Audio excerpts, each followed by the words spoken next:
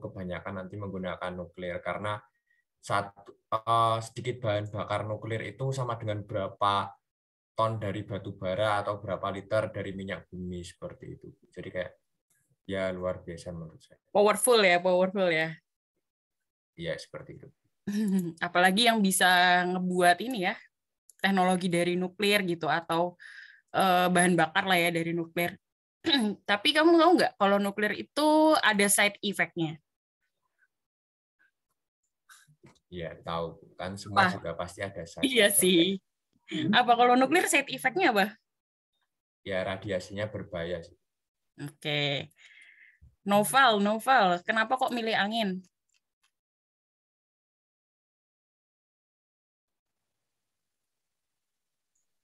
Novel itu Avatar, Bu. Oh, Avatar. Eh,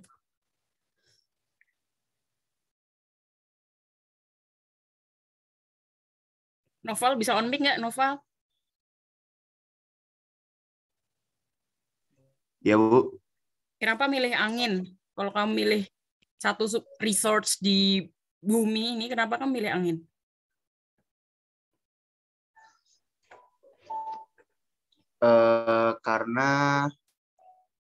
Karena apa ya? Karena kepikirannya angin aja, Bu. Eh, Karena kepikiran angin, udah sesimpel itu ya. Sama apa ya? Apa? Sama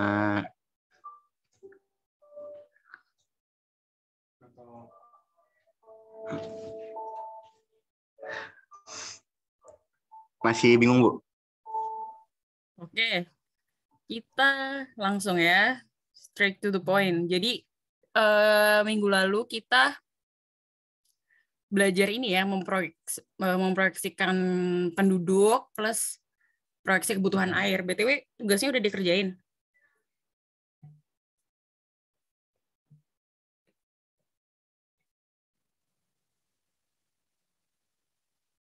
Udah ada yang ngerjakan? Udah nyicil, Bu. Oke, udah nyicil ya. Pokoknya menurutku sih, mending tugasnya yang berat ya dibanding UASnya yang berat gitu. Ya nggak sih? Atau gimana pendapat kalian? Mending tugasnya Betul, Bu. ringan dan kebalikannya atau gimana? Mending tugasnya berat kan ya? Ibu mohon maaf mau tanya, untuk tugas yang kemarin itu individu ya, Bu? Atau Iya, kayak kelompok yang kemarin? Oh, individu ya, Bu? Individu. Oke, Buat kasih. proyeksi kebutuhan air itu kan, yang tiap Iya. daerah kan? Iya, Bu. Oke, terima kasih, Bu. Oke. Nah, relate sama apa tugas yang kalian kerjakan ini yang di kebutuhan air.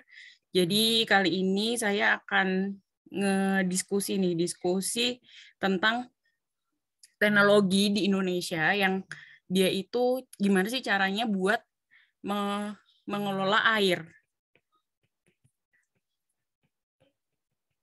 Bukan mengolah sih, apa ya? Mengolah deh, mengolah.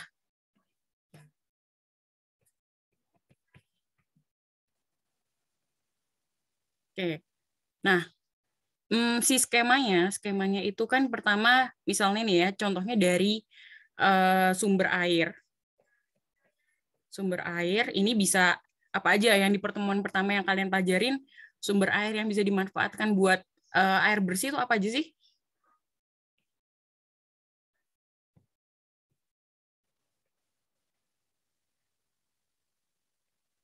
Apa aja?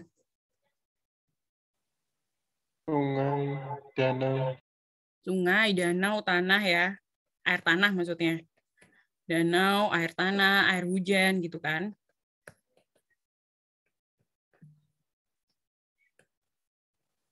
Nah, bangunan yang bisa buat nge-capture, ngambil air ini, itu pasti mereka butuh pompa ya. Pompa. Kecuali kalau dia airnya dari sumber mata air, otomatis nggak butuh pompa kan. Dia itu dari gravitasi yang tinggi, ke gravitasi yang rendah gitu kan. Nah, ini tanpa pompa karena pakai gravitasi. Terus habis itu, tapi butuh bangunan. Bangunannya namanya brown capturing. Ini khusus untuk mata air ya. Ini eksepsional.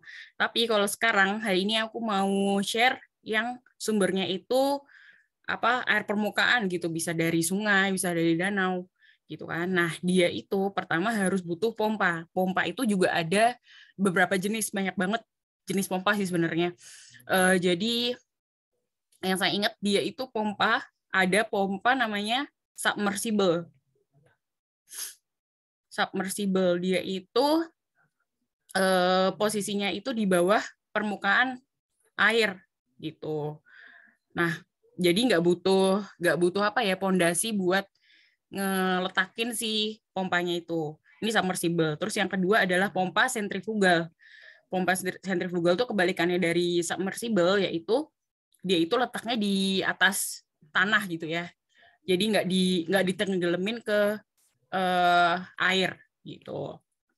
Nah, ini sebenarnya juga kalau kalian ya sebagai engineer ya seharusnya bisa ngedesain pompa yang dibutuhkan tuh berapa sih headnya, terus habis itu dayanya berapa gitu kan. Kalian udah belajar belum tentang pompa-pompa? Belum ya kayaknya ya. Oke. Habis pompa, ini tuh masuk ke bangunan intake. Nanti kalau gambar jelasnya, gambar yang secara nyata gitu nanti kalian bisa googling aja ya, googling. Ini aku share drawingnya, coret-coretanku gitulah ya. Jadi itu kurang lebih mungkin kalian pernah lihat sih. Ada yang pernah main ke bendungan nggak sih? Atau sungai gitu? Sungai yang dia sebagai sumber PDAM? Ada yang pernah lihat? Ini tuh kayak bangunan gede gitu. Sebenarnya dia kayak gorong-gorong aja sih intinya. Gorong-gorong yang mengalirkan ke IPA gitu ya, instalasi pengolahan air. Nah, kurang lebih bentuknya kayak gini. Nah, terus si air itu kan tadi dari sungai ya sumbernya. Terus dia mengalir aja ke sini gitu. Nah, tapi si intake ini itu tuh ada kayak kisi-kisinya di sini. Screening lah. Tujuannya screening buat apa?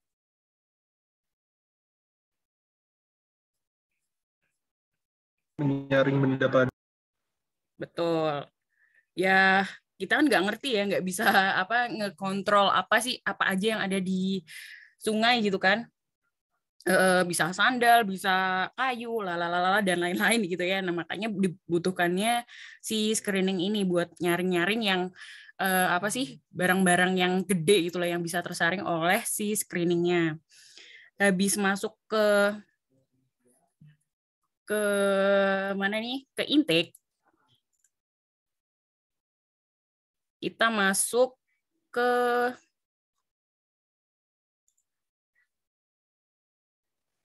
langsung ke IPA ya. Instalasi pengolahan air. Tapi sebelumnya biasanya di sini ada reservoir gitu. Jadi supaya supaya terjaga gitu ya, supaya terjaga si kuantitinya. Di sini ada reservoir. Lalu baru masuk ke IPA teknologinya. Nah, teknologinya tuh apa aja sih? Teknologinya itu yang pertama adalah unit koagulasi. Ini kalian familiar nggak sih sama nama-nama ini?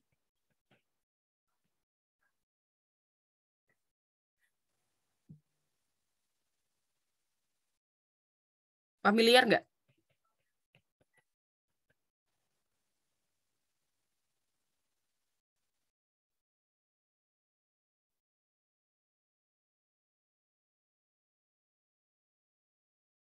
Familiar, Bu. Familiar. Oke, kalau gitu koagulasi gimana teknologinya?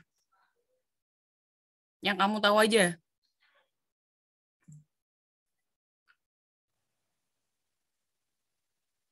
Koagulasi itu pengendapan bukan? Itu bukannya sedimentasi? Kalau koagulasi penggumpalan bukan sih? Ya, kurang lebih hampir mendekati. Jadi koagulasi itu adalah kayak menambahkan suatu basicnya adalah menambahkan suatu bahan kimia ke dalam sebuah tank gitu ya, ke dalam sebuah tank, dan dia itu adalah intinya tuh diaduk gitu, adukan. Nah, kalau koagulasi dia itu diaduk secara cepat. Nah, ini ada juga RPM-nya ya, rotation per menitnya itu ada, tapi saya lupa detailnya. Jadi adukan cepat, terus ditambahkan sama koagulan. Nah, koagulannya itu bisa base, kimia base atau organic base. Nah, dulu waktu kuliah S1 tuh saya nyoba ini nih, eksperimen kulit udang, karena di pesisir gitu ya kan, kebanyakan Indonesia pesisir. Terus si kulit udang itu diekstrak, dijadiin buat ini bisa menggumpalkan si air itu, maksudnya memisahkan antara yang kotor sama yang jernih gitu. Itu jadiin tesis. Nah, si sungai kan biasanya coklat kan warnanya. Nah, karena dengan adanya koagulan, misalnya ini saya kasih contoh PaC sama ferric chloride ya. Nah, dia itu diinjek secara berkala dengan dosis tertentu, terus diaduk gitu kan. Lama-lama dia akan membentuk vlog-vlog gitu, gumpalan-gumpalan. Tapi kalau dikoagulasi belum mengumpal secara sempurna ya. Nanti ke step selanjutnya baru mengumpal secara sempurna.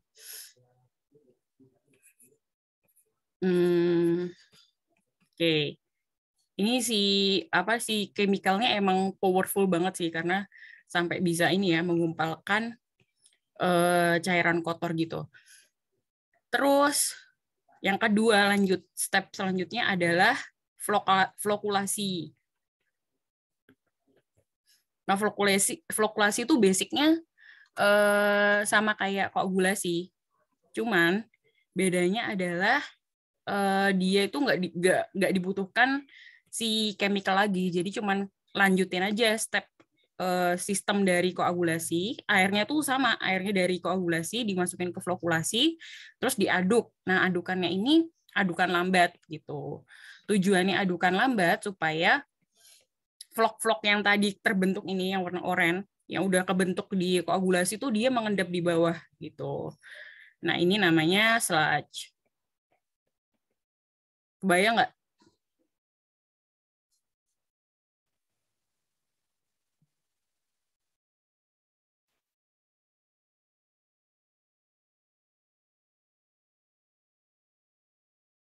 Kebayang nggak?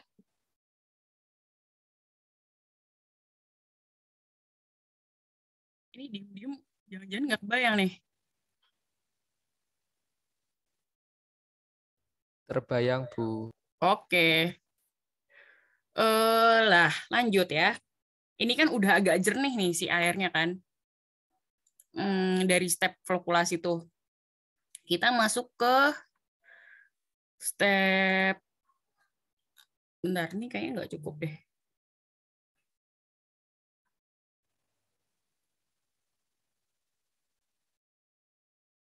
Flokulasi.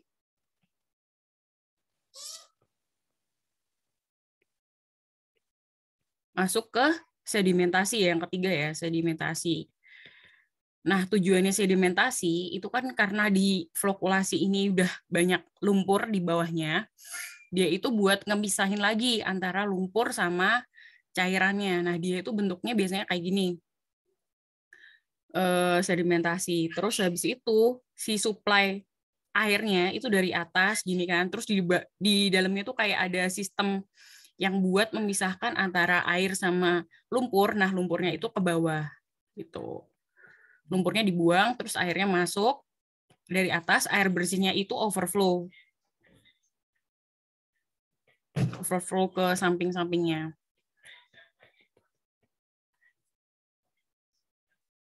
Setelah step sedimentasi, lalu step filtrasi.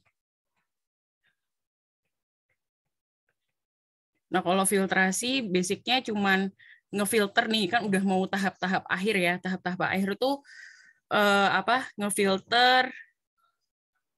Ini kan udah lumayan bagus nih sedimen ya. Sedimennya udah keambil, lumpurnya udah keambil, tinggal difilter, dibersihkan lah ya, kayak pure it gitu ya. Nah, di dalamnya ini biasanya tuh ada kayak karbon aktif gitu ya. Karbon aktif, zeolit,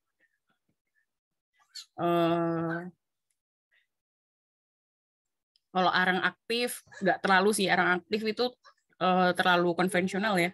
Pokoknya yang bentuknya pasir-pasir gitu, itu tujuannya untuk ngefilter air, jadi air bersih. Terus air bersihnya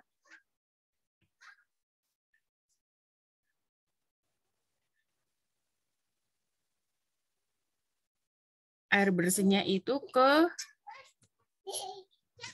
klorinasi.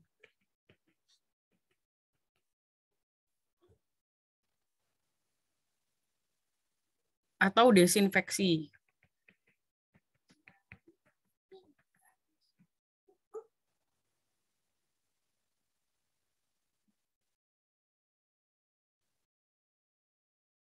Apa tujuannya desinfeksi? Ada yang tahu?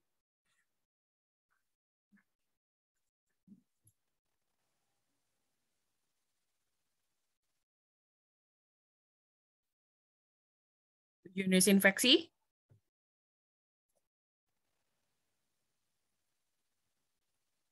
Proses menghilangkan mikroorganisme yang tersisa ya, Bu? Oke, betul. Jadi dia itu bisa menambahkan klorin gitu ya, klorin ataupun pakai, kalau canggihnya sih pakai sinar UV ya. Ini biasa pakai di luar negeri sih kalau pakai UV itu, karena teknologinya relatif lebih jago gitu ya, lebih keren dan butuh biaya lebih besar.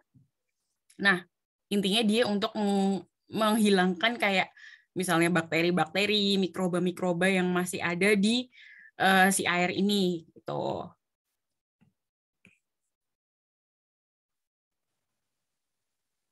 Terus kalau udah masuk ke klorinasi, ini udah step akhir. Sebenarnya simpel kan, cuman ada 5 tahap di instalasi pengolahan air ya. Terus habis klorinasi dia masuk ke reservoir lagi. Reservoir sebelum didistribusikan ke warga-warga gitu ya, ke warga ataupun ke industri ataupun ke pasar gitulah ya. Disimpan baru masuk ke pelayanan gitu atau distribusi.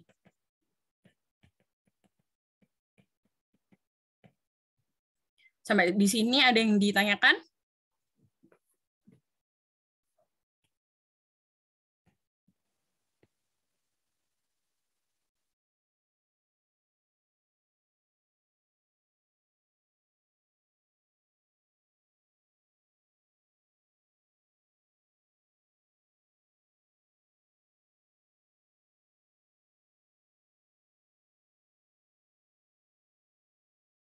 Gak ada yang ditanyakan, clear?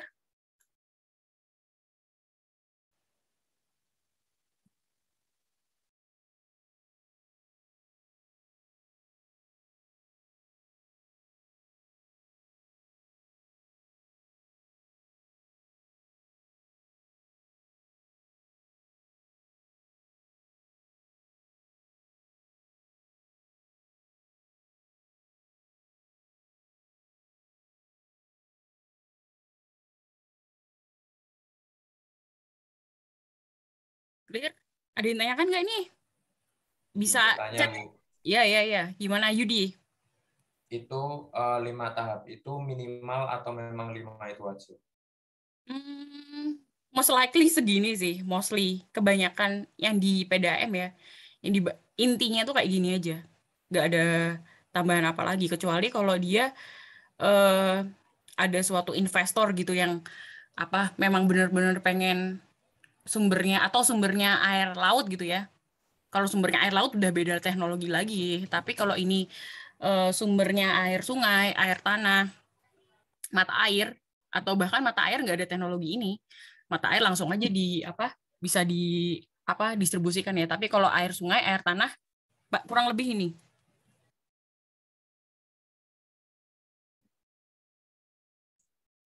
Berarti mungkin aja lebih ya, Bu. Mungkin aja lebih. Kalau air laut lebih kompleks lagi.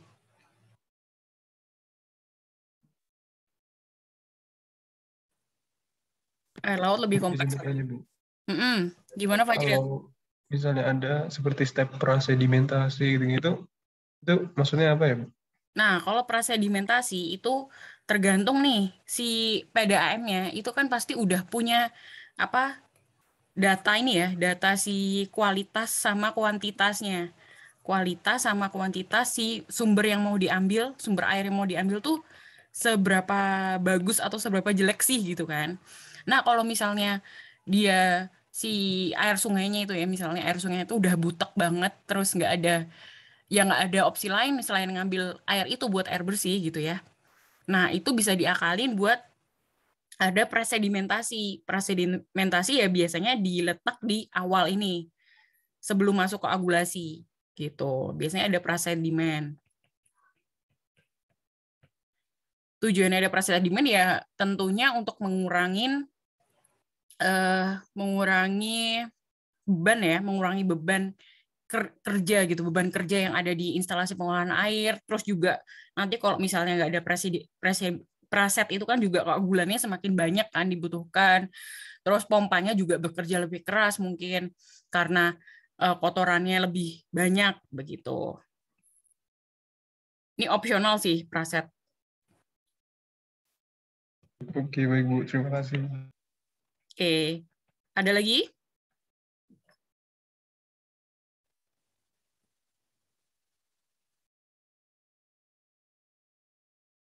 Gak ada ya. Terus, nah, ini kalian sadar nggak sih di sini tuh selain intinya kan dia memisahkan air sama sesuatu yang kotor gitu kan. Sesuatu ya apapun lah yang kotor. Nah, di sini kan pasti menghasilkan lumpur kan. Menurut kalian lumpurnya kemana? Kan oke, airnya tuh udah kesimpan gitu ya, tersimpan di reservoir terus bakal didistribusikan gitu. Nah, kalau lumpurnya itu digimanain? Ini banyak banget kan pasti, apalagi kalau air sungainya kotor. Kalau menurut kalian lumpurnya diapain nih? Dari koagulasi, flokulasi, sedimentasi, filtrasi juga pasti ada.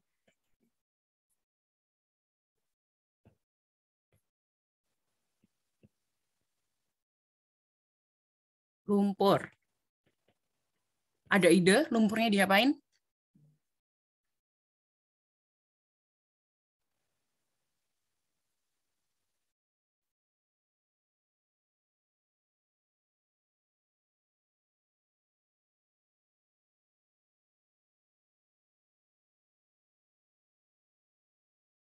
Ada kepikiran nggak lumpurnya diapain?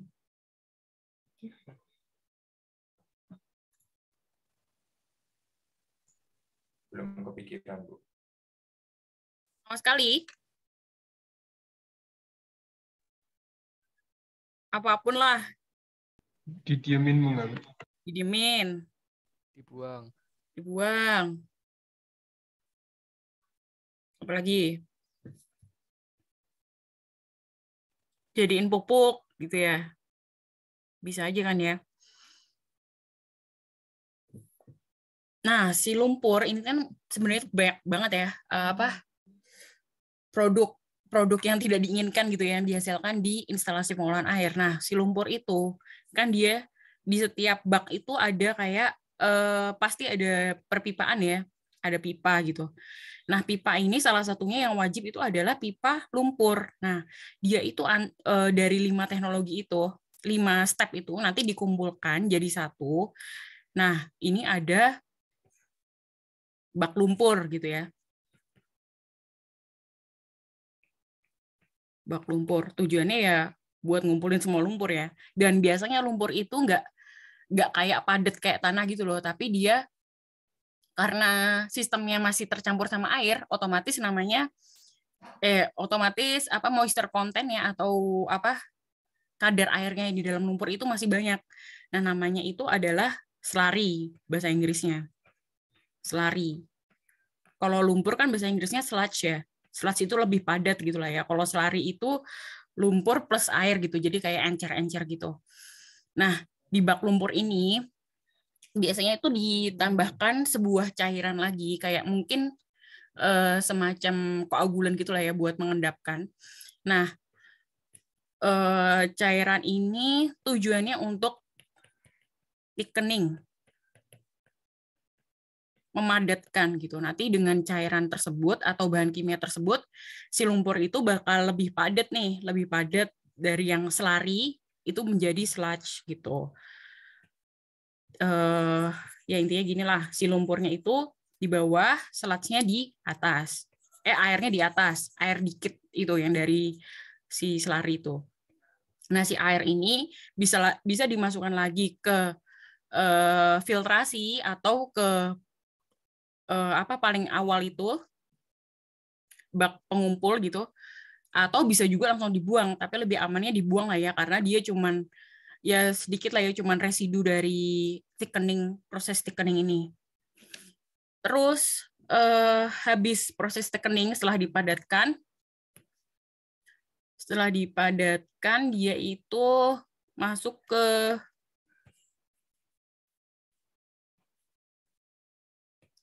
sistem, ada beberapa teknologi gitu ya, ada yang canggih, ada yang biasa aja gitu kan. Nah, yang biasa aja itu yang konvensional gitulah ya, dia itu ya didiemin aja gitu ya, didiemin aja si lumpurnya ini dialirkan ke sini, terus berdasarkan cahaya matahari gitu di daerah tertentu di tempat PDAM tersebut, ya udah dia biar mengering aja di situ. Ini namanya adalah SDB. SDB itu adalah sludge drying bed gitu. Biasanya kalau yang mau low maintenance, low cost gitu ya, pakai SDB, sludge drying bed. Ya dia biasanya bakal kering 2 minggu sampai 3 minggu gitu ya. Setelah itu dia bakal disekopin manual gitu ya sama orang, atau bisa juga pakai alat yang gede itu namanya apa? Eskavator itu juga bisa. Nah, terus si si lumpurnya itu biasanya dibuang ke pengolah lebih lanjut, third party lah ya, ke third party gitu. Tapi ada juga yang misalnya ada juga teknologi yang dia biar nggak pakai tenaga matahari gitu kan. Kalau pakai tenaga matahari kan otomatis lahannya butuh lebih besar kan, karena biar cepat kering gitu kan. Karena dia kontinu pasti bakal menghasilkan lumpur. Nah, teknologi yang canggih itu ada belt press, namanya ada belt press atau filter press.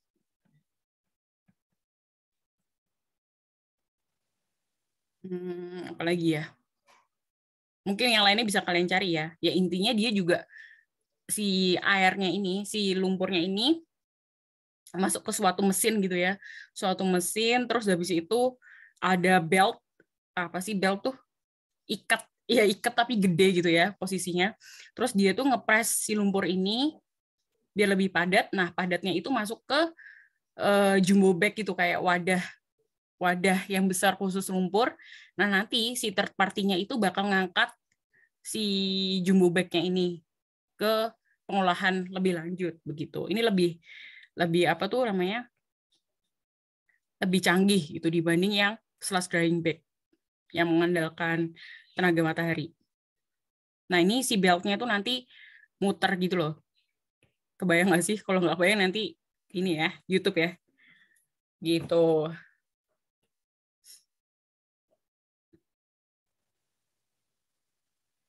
Nah, begitu sih kalau pengolahan lumpurnya.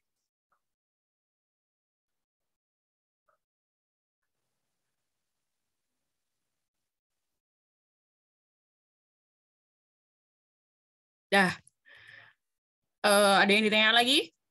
Ada yang ditanyakan?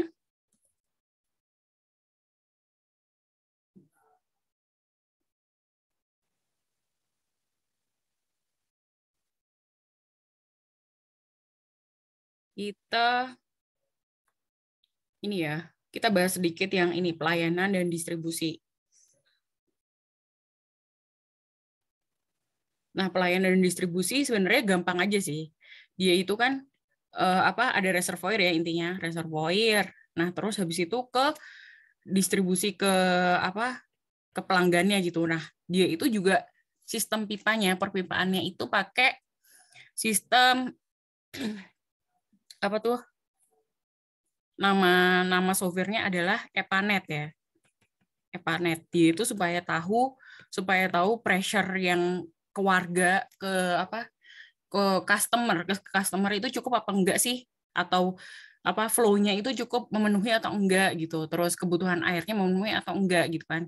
Nah, dia itu juga bentuk perpipaannya tiap ke konsumen tuh beda-beda ya, tergantung sama topografi wilayahnya gitu. Kalau misalnya suatu wilayah gitu,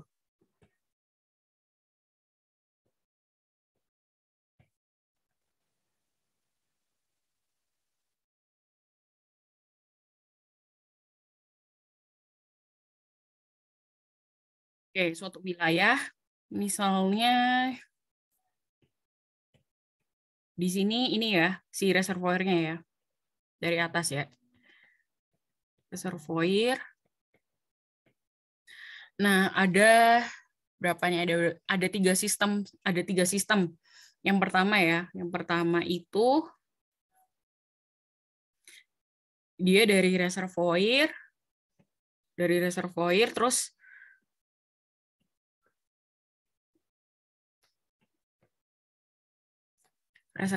terus dia jenis pipanya ada pipa transmisi dulu, pipa transmisi yang gede gitu, biasanya diameternya besar gitu dibanding ke pipa distribusi. Habis itu di sini baru pipa distribusi ke warga. Gitu. Misalnya kalau di komplek-komplek ya sesuai ke rumah yang dia mau pasang gitu ya.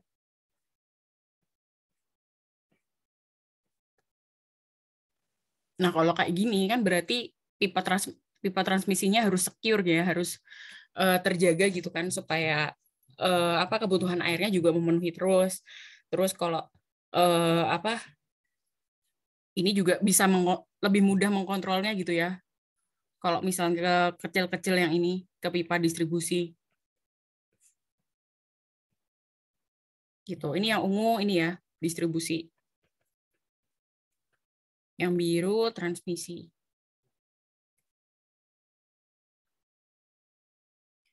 Oke, terus ada juga dia itu yang kedua tipenya adalah gridiron. Nah, dari sumber dari reservoir tadi itu cuman kayak gini toh. Cuman ada sistem transmisi toh. Nah, terus nanti distribusinya gimana? Dia itu bisa masang sendiri gitu ya, atau ngambil dari source-nya dari sistem transmisi ini. Biasanya ada keran umum, hidran umum gitu. Minggu lalu udah ini kan ya, udah familiar lah ya sama nama ini, keran umum, hidran umum gitu. Terus yang ketiga adalah sistem loop.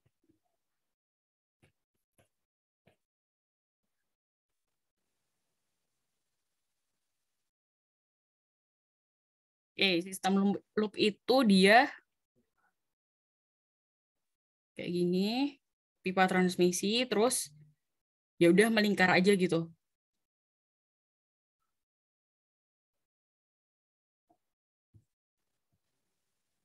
Nah, kayak gini biasanya untuk sistem untuk memadamkan kebakaran kayak gitu di perusahaan atau di suatu wilayah, sistemnya kayak gini biasanya. Oke, itu udah ketiga sistem distribusi. Terus kita udah belajar IPA lah ya, instalasi pengolahan air, teknologinya walaupun teknologinya secara konvensional. Ntar minggu depan kita belajar yang lebih canggih lah ya. Ada yang ditanyakan?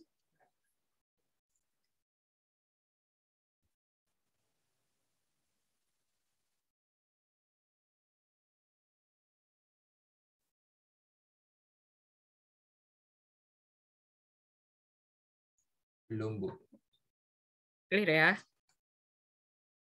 Minggu depan, mungkin nanti, ini berapa orang ya? 42 orang. Nanti saya kasih ini ya, tugas buat googling aja ya. Biar minggu depan kita nyambung gitu. Diskusi lah jatuhnya ya, dibanding one way. Minggu depan kita bakal belajar teknologi buat reuse water.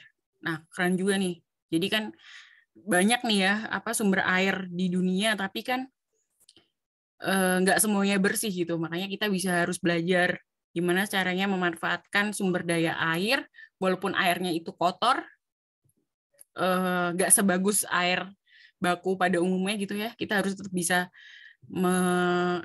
mengolah menjadi air bersih. Nanti buat detail apa yang harus di googling, saya si master aja ya, saya share di si master.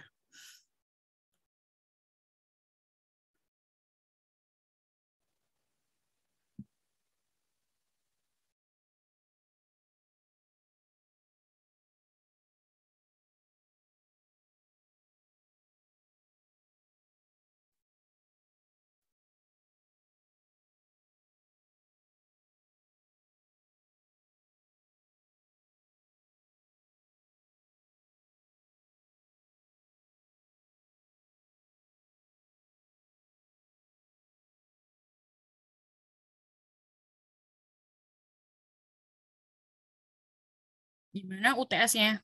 Bisa? Kerjakan dan lupakan ya, kayaknya. Oh, udah udah diawasin ya?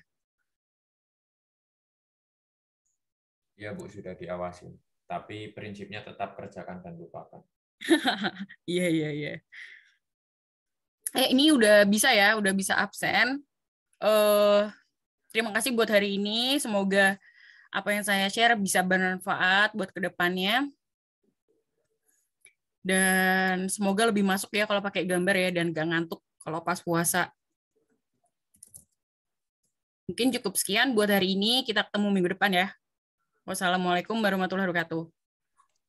Waalaikumsalam warahmatullahi wabarakatuh. Terima kasih, Bu.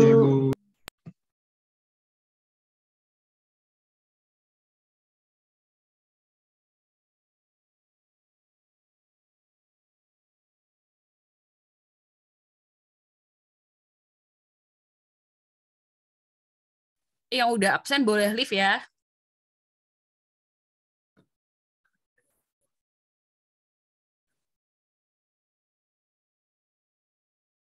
Kalau yang nggak bisa absen lewat QR, bisa chat di Zoom ini namanya.